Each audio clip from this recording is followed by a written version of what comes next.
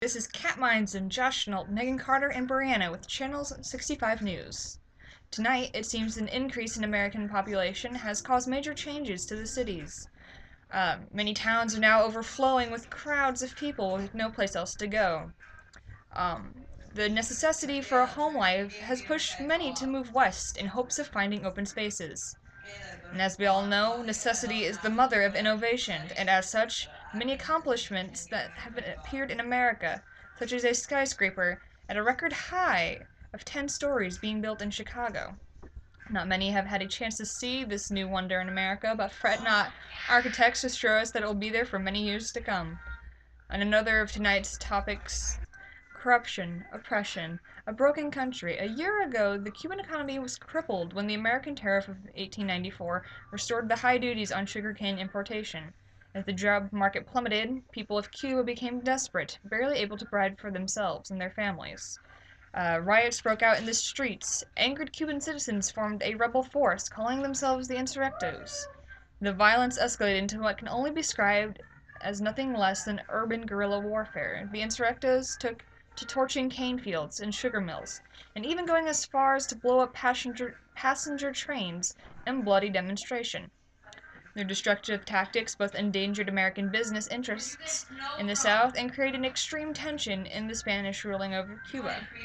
Atrocities were committed by the Spanish government against the Cuban civilians. They herded many innocent families into barbed wire reconstruction camps in an attempt to stop any help from reaching the rebels. The horrendous camps lacked the proper hygiene and sanitation, worse conditions than even prisons could boast. The Spaniards neglected the Spaniards neglect turning them into a breeding ground of disease and death, leading to the demise of hundreds of innocents. Spanish custom officials also brutally disrobed and searched American women traveling to Cuba. The barbaric acts only added to the raging flames back in the States. In the world of politics, word has gotten out about certain misdeeds. President Grant's cabinet has been involved in numerous scandals. The credit mobilizer has gained new evidence in this scandal. The railroad workers who hired themselves at expensive prices have been bribing some congressmen of Grant's cabinet. It seems that these men have been arrested and are awaiting trial. This just in. President Grant's private secretary has been arrested. It is believed that he has been stealing millions of tax revenues from the Treasury involved in the whiskey ring. At the moment, we are awaiting an update. A new enemy has arisen called the Anti-Imperialistic League that is aiming to fight against President McKinley's expansion. The Spanish treaty, which had just been signed recently in Senate, has ran into disagreement, but Democratic candidate William J. Bryan is trying to get said treaty to pass in hopes of the Philippines gaining their independence. Who is presidential candidate Alton Parker? A man that many do not even know the origin of. A man who is unknown to most Americans. Would you want to trust your next 4 years with such a man?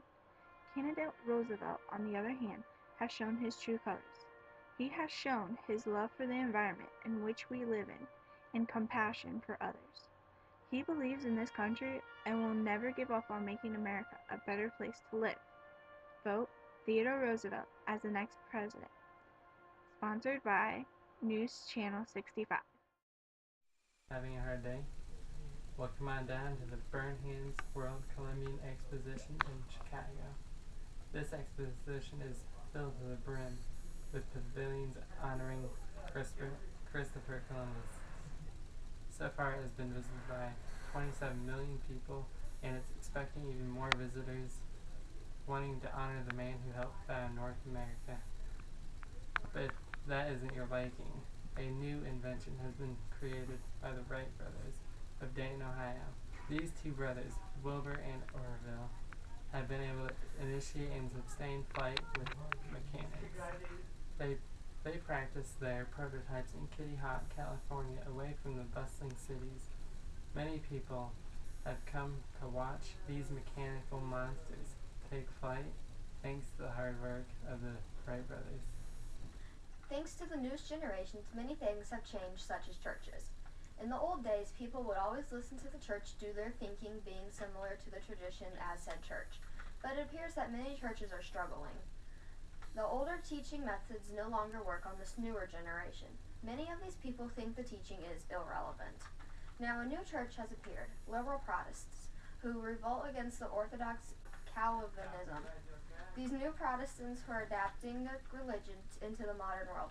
If interested in these Protestants, they know what you want. They seem to be after in large groups waiting for new arrivals. In other news, liquor consumption has increased to a point where temperance reformers have sprung up around these places, such as many local poor man's club, which they call it. These reformers can be incredibly violent, such as the woman known as Carrie Nation. Her method included smashing saloon bottles with her trusty hatchet.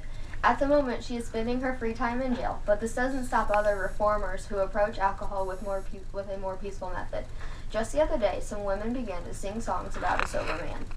These women seem to be trying to pass a law prohibiting alcohol, but it doesn't seem to be going according to plan. Introducing the Rooftop Singers at their live performance in New York City.